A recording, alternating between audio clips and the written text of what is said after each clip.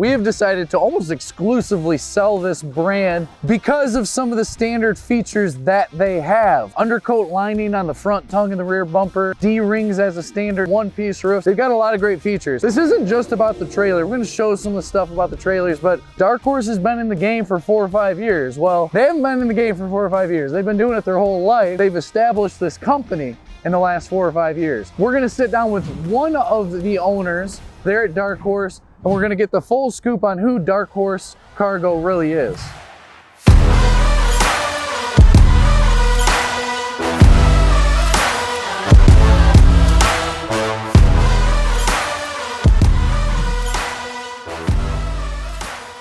So we're here with Brian Johnson. Are you the full owner, or what's the ownership? No, I have a dilution there. Have a partner, Joe Kiefer. Okay. I met him back in 2011. So what do you do? What does he do in the business? I'm basically the production manager, and I help load trailers. Okay. I go through the orders and make sure that everything's right on the order. Make sure that the prints match the order if it gets a print, and just try to get all the detail I can. So DarkHorse as a whole, somewhat new of a business. When did you start? But this isn't brand new for you, but Correct. What's your history? What's your trailer experience? Okay, DarkHorse started in September 2019 when we established the business. I actually got into building cargo trailers at a young age. I graduated high school in 1981.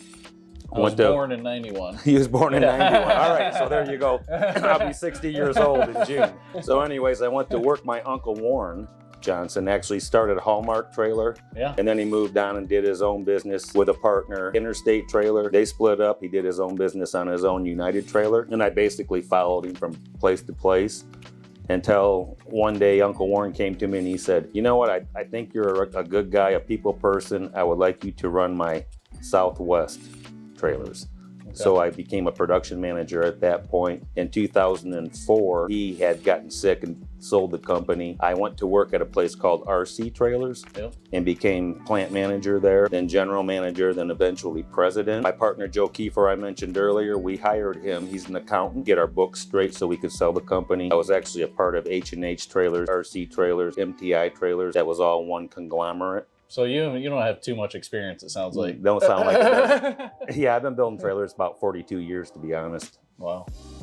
You got just tons of industry experience. Probably your staff as well has plenty of experience. Absolutely. Too. Everybody that's in the office has worked for me for well over 15 years. My guy that runs the weld shop, when I started at Southwest, he was right out of high school. He now runs my weld shop here at DarkHorse. Okay. Yeah. Great guy. Yeah, that's good to have people like that. Yeah. You know, that you can count on. So you have to have some kind of different proposition than everyone else who's been doing it forever. So what are you doing different, or why is someone gonna go with a company that's brand new? One thing that I've learned in my experience over the years, because I actually had to work in the warranty too, and I still take the warranty calls here at DarkHorse. Let's try to minimize warranty. You're always going to have a problem. I don't care if it has tires, you're going to probably have a problem, right? Back in the day, we always had bias ply tires. Well, if a bias ply tire sets for a couple of weeks and you don't use it, they go out of round.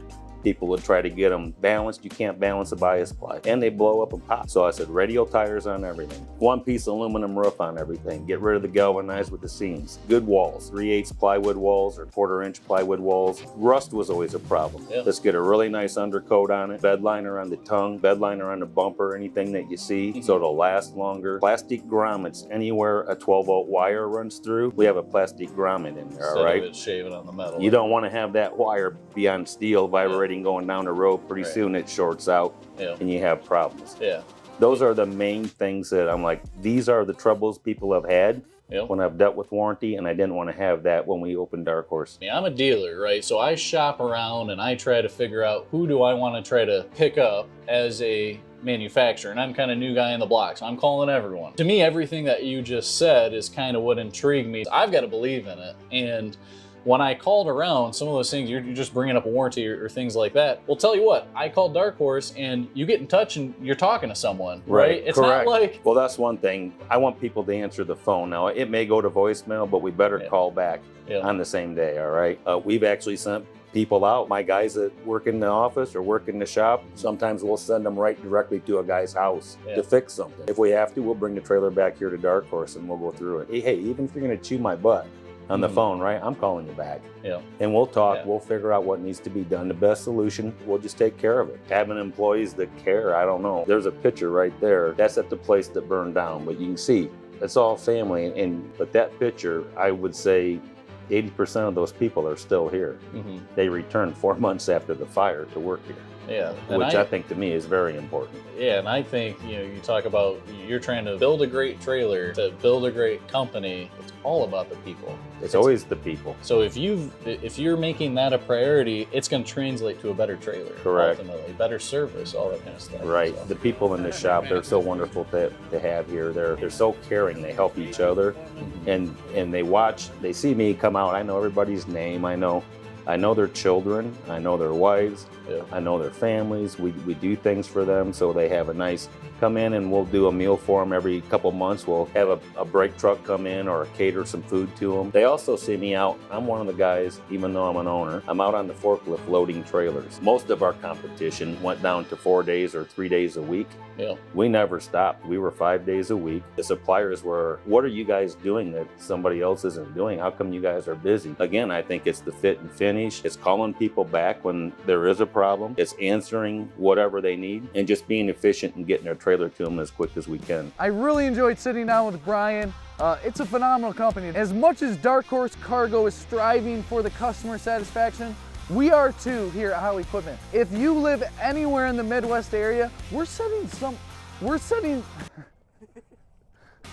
somewhat of a Carvana-like type experience. We're located here in Michigan, from New York, from Tennessee. For very affordable prices, we can deliver a DarkHorse Cargo to your doorstep. So come check us out online. We'd love to take care of you, and thanks for tuning in.